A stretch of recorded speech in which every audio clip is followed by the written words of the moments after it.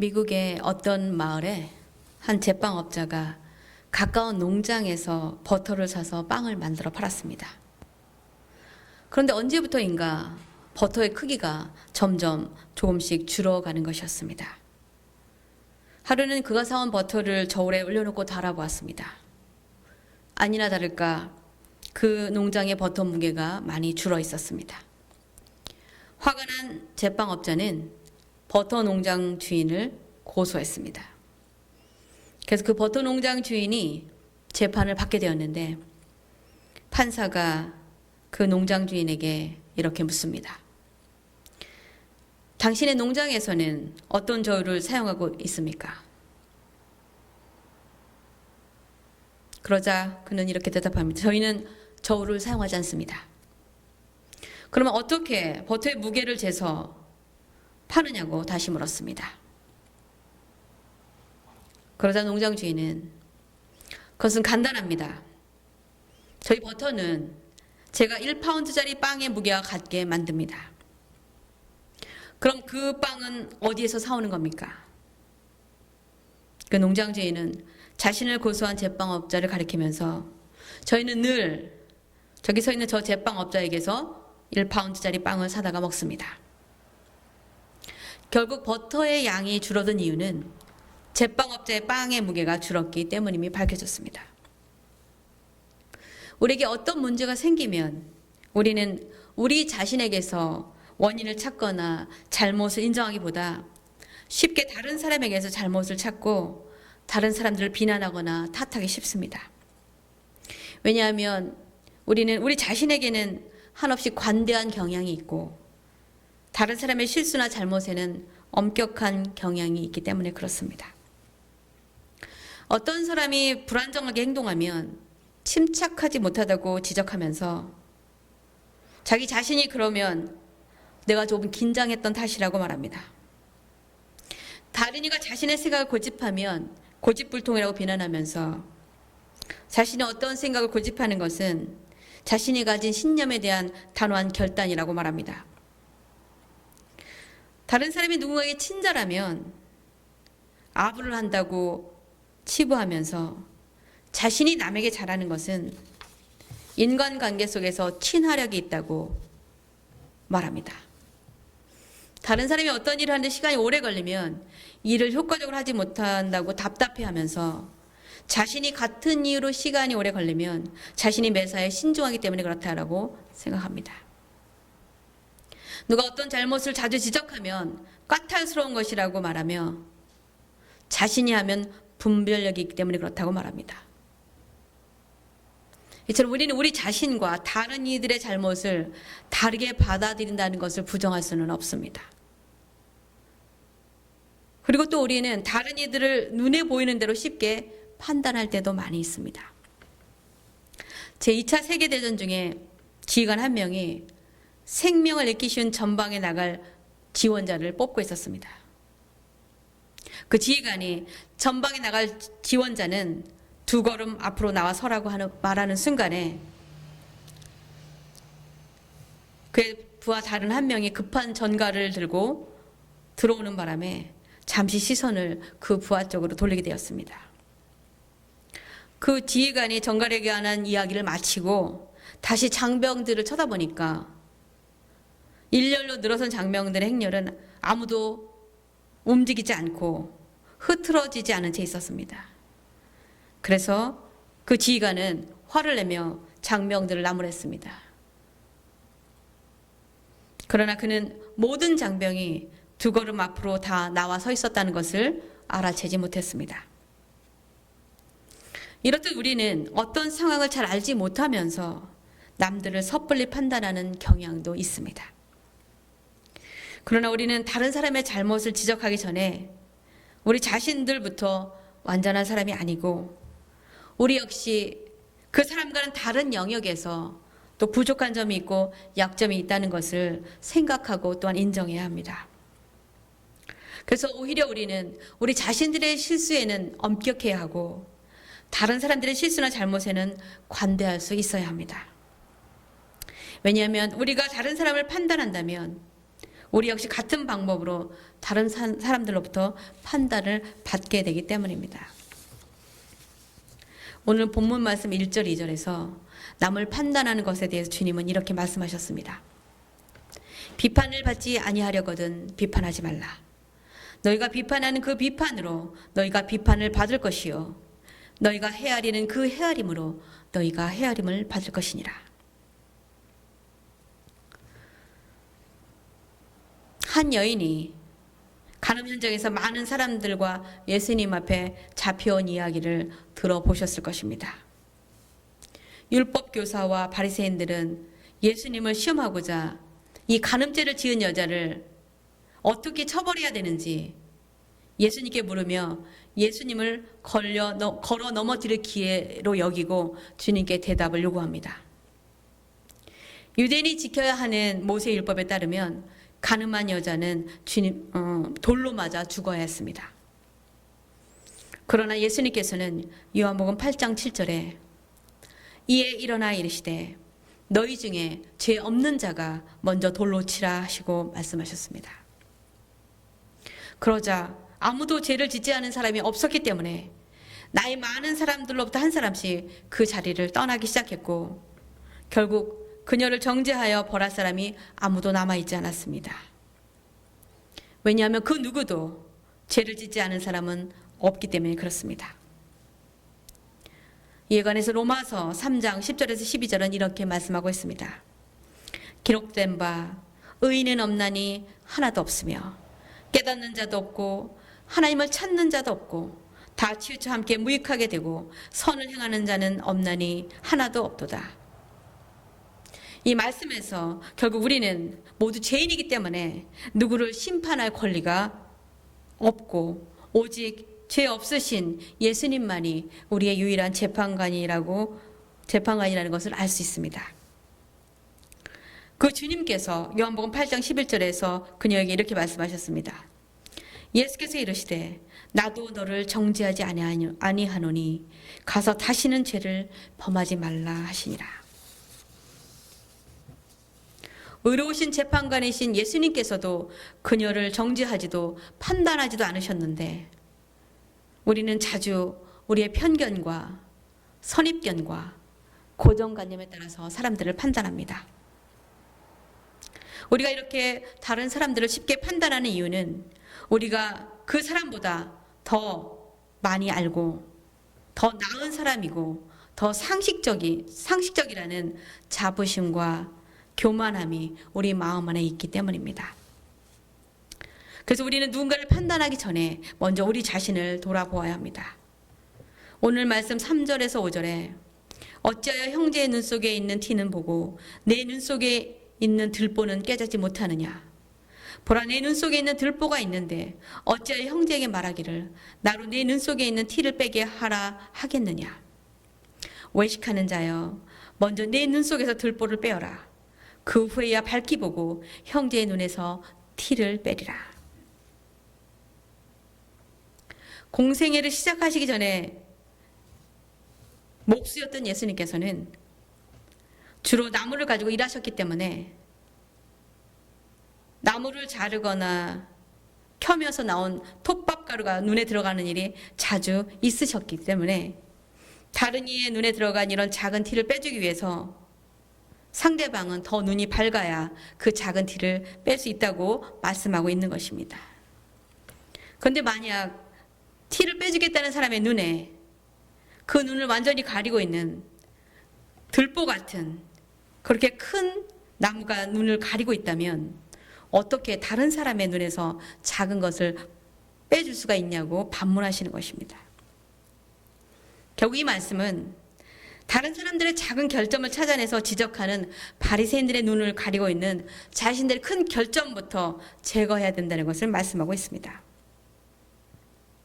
우리가 또한 주님 앞에서 불완전한 죄인이라는 것을 깨닫고 인정하면 우리는 누구도 심판할 수 없다는 것을 또한 알게 됩니다.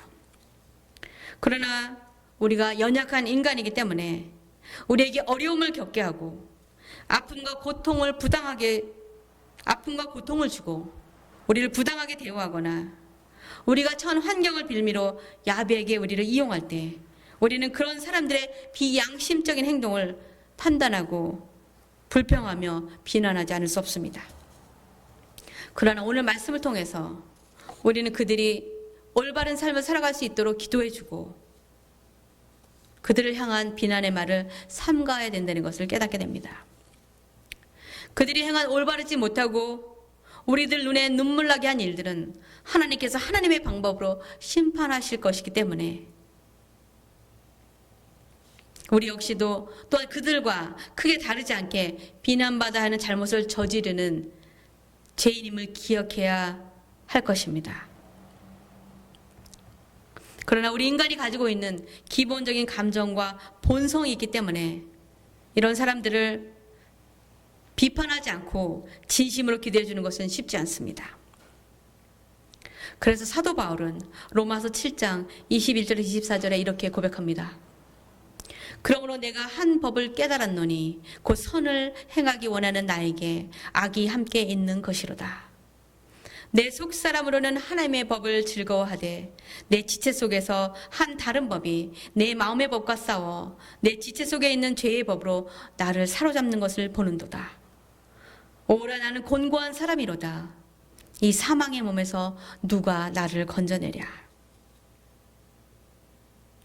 우리 마음에 누군가를 비난하고 싶어하는 좋지 않은 마음과 그들을 위해서 기도해야 한다는 선한 양심이 마음속에서 갈등할 때 사도 바울이 말한 것처럼 우리는 예수 그리스도를 통해서만 우리의 죄악된 욕망들을 극복할 수 있다는 것을 찾아볼 수 있습니다. 로마서 7장 25절에 우리 주 예수 그리스도로 말미암아 하나님께 감사하리로다. 그런즉 내 자신이 마음으로는 하나님의 법을 육신으로는 죄의 법을 섬기노라. 구약성경 이사야 6장 5절에서 이사야 선지자는 자신이 입술이 부정한 자라고 이렇게 고백합니다. 그때 내가 말하되 화로다 나여 망하게 되었도다. 나는 입술이 부정한 사람이요 나는 입술이 부정한 백성 중에 거하면서 만군의 여호와이신 왕을 배웠음이로다 하였더라. 그러나 한 천사가 하나님의 거룩한 제단에서 나온 숫을 이사야의 입에 대자 6절에 묘사된 대로 그의 깨끗하지 않은 입술이 정결하게 되었습니다.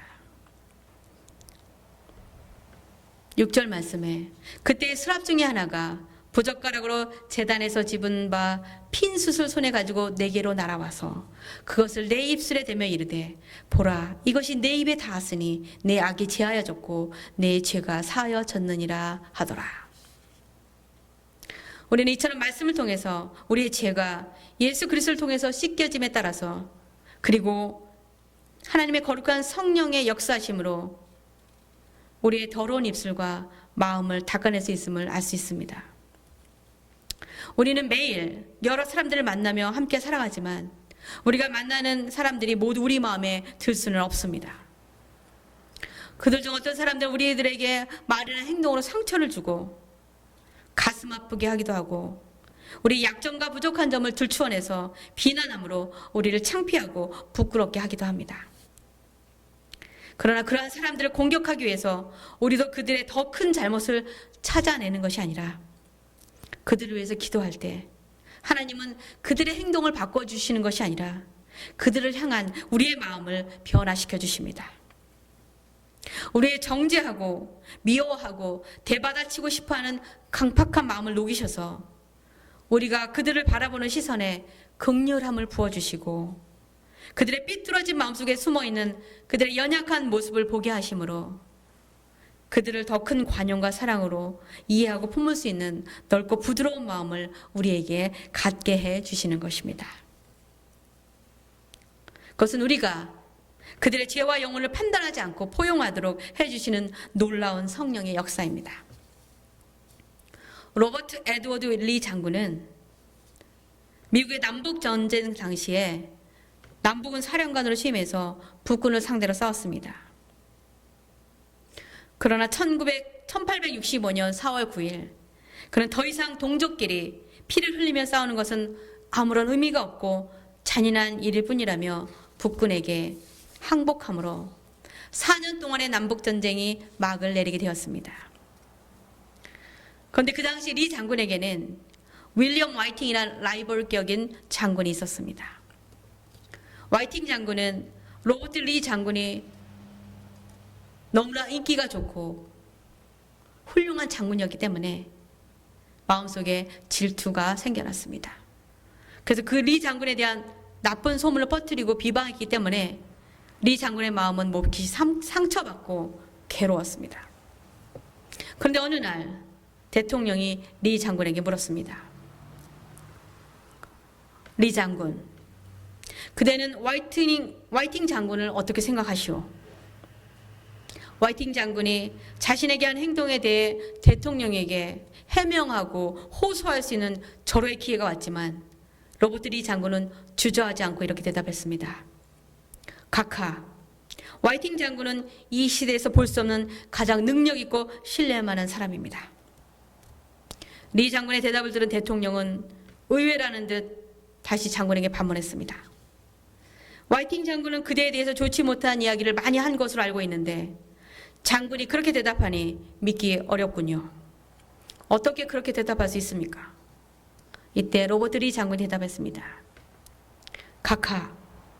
각하는 그에 대한 저의 의견을 물으신 것이지 저에 대한 그의 의견을 물으신 것이 아니지 않습니까?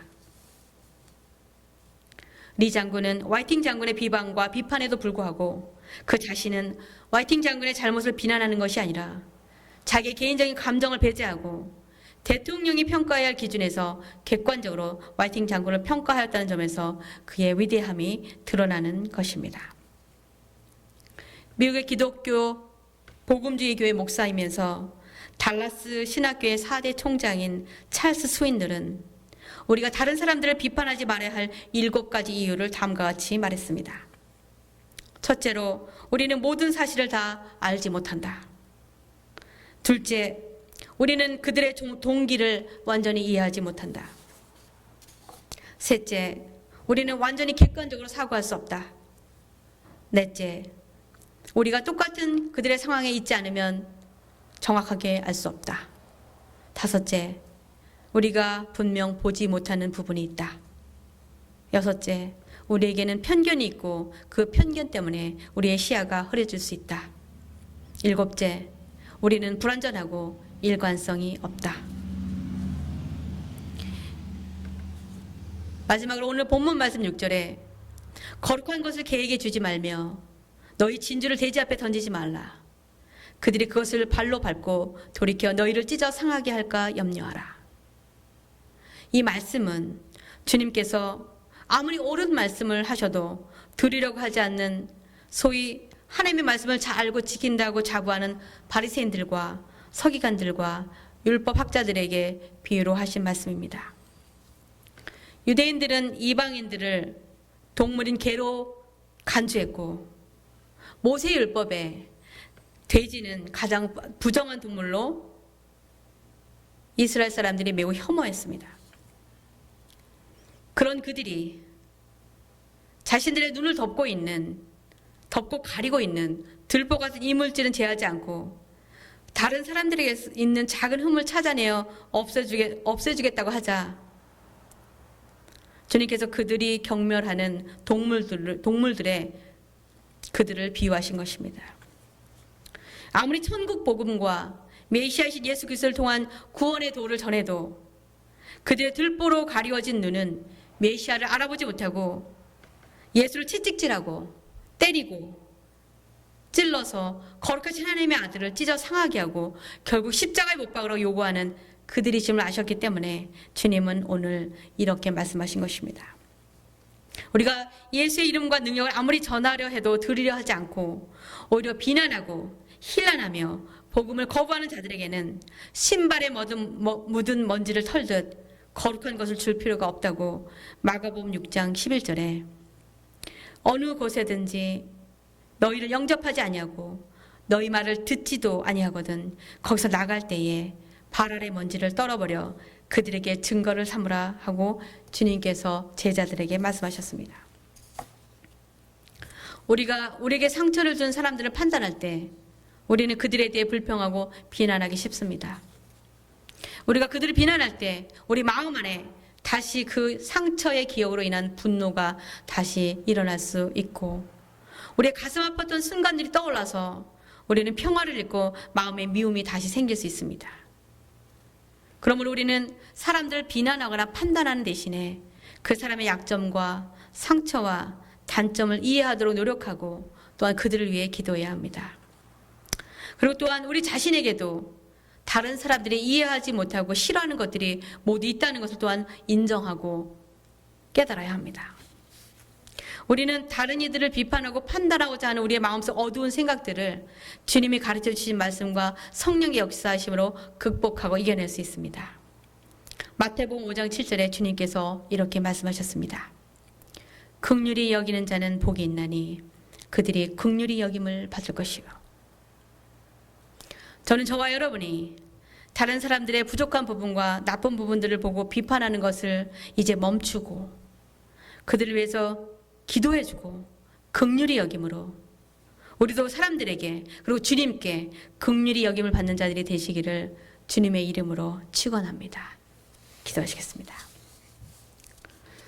자비로우신 아버지 하나님, 오늘 말씀을 통해서 다른 이들을 비난하고 판단하지 말라고 하셨는데 늘 우리들은 모여 다른 이들의 잘못을 판단하고 비판했던 것을 용서해 주시기를 원합니다.